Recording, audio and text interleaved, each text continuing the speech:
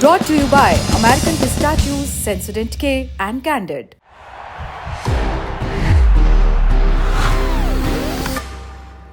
That's the power of pistachio. पहली सुर्खी है उत्तराखंड से। उत्तराखंड के हल्द्वानी शहर में डॉक्टर सुशीला तिवारी सरकारी अस्पताल में जनवरी 2024 से मार्च 2025 के बीच HIV के 477 मामले सामने आए हैं। इनमें से 43 मामले पिछले महीने ही दर्ज किए गए। मरीजों में 8 बच्चे भी शामिल हैं। 477 मरीजों में 370 पुरुष, 98 महिलाएं, 8 बच्चे और एक ट्रांसजेंडर शामिल है। अंग्रेजी अखबार न्यू इंडियन एक्सप्रेस ने हॉस्पिटल के एंटी रेट्रोवायरल थेरेपी यानी ART केंद्र के नोडल अधिकारी डॉक्टर वैभव कुमार का बयान छापा है। डॉक्टर ने कहा कि ये एक चिंताजनक स्थिति है। हर दिन कम से कम 3 नए संक्रमित मरीज आ रहे हैं। मरीजों को रजिस्टर करने में दिक्कत हो रही है क्योंकि लोगों को समाज से अलग थलग कर दिए जाने का डर रहता है। डॉक्टर कुमार ने अपने बयान में आगे कहा कि इन मामलों के पीछे 2 मुख्य वजह है। पहली, नशे की लत वाले पुरुषों का एक ही सिरिंज का इस्तेमाल करना। दूसरी, असुरक्षित सेक्स। उन्होंने बताया कि मरीजों का लगातार इलाज जारी रखना काफ़ी कठिन है। कई NGOs हैं जो मरीजों को अस्पताल तक लाने में मदद करते हैं, लेकिन कई मरीज दोबारा दवा लेने नहीं आते, जिससे इलाज का असर कम हो जाता है। रिपोर्ट्स के मुताबिक साल 2010 से मार्च 2025 तक यानी बीते 15 सालों में ART सेंटर में कुल 4824 HIV पॉजिटिव मरीज सामने आए। इनमें से 880 की मौत हो चुकी है।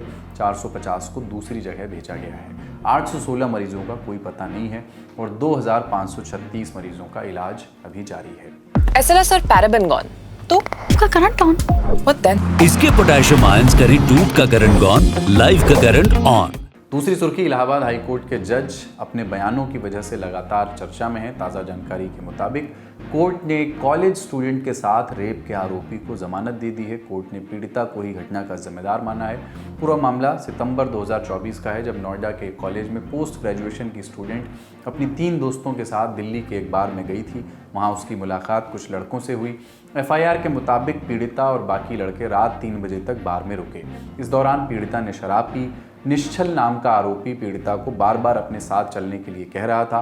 पीड़िता ने उसके घर जाकर आराम करने पर सहमति जताई, लेकिन आरोपी उसे नोएडा में अपने घर ले जाने की जगह गुरुग्राम में अपने रिश्तेदार के फ्लैट पर ले गया, जहां उसने उसके साथ रेप किया।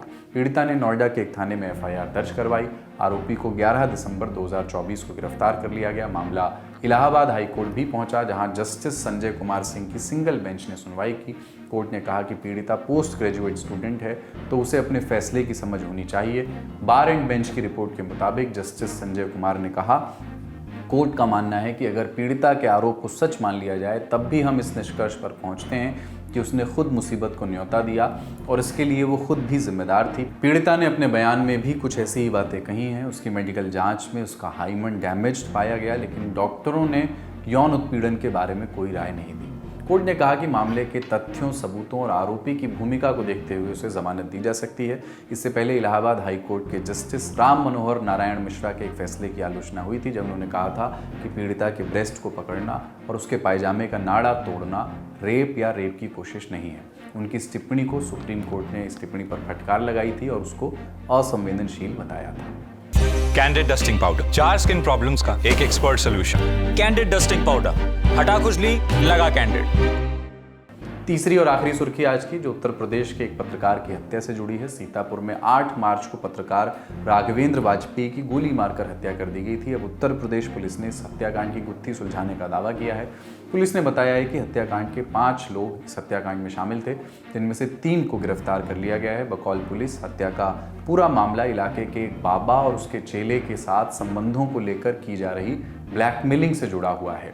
सीतापुर के SP चक्रेश मिश्रा ने इस संबंध में प्रेस कॉन्फ्रेंस की। हत्या के खुलासे के लिए कुल 12 टीमें लगाई गई थी, जिनके द्वारा अलग अलग विभिन्न एंगलों पर जांच करते हुए आज 3 अभियुक्तों को गिरफ्तार किया गया है, जिनके नाम विकास राठौर उर्फ शिवानंद, निर्मल सिंह व असलम गाजी हैं। इसमें कुछ अन्य अभियुक्तों की गिरफ्तारी अभी शेष है, जिनकी गिरफ्तारी का प्रयास किया जा रहा है।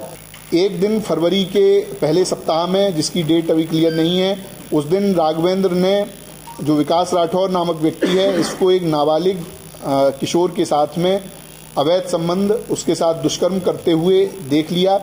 तो उसके बाद इसके द्वारा राघवेंद्र की मर्डर का प्लान बनाया गया।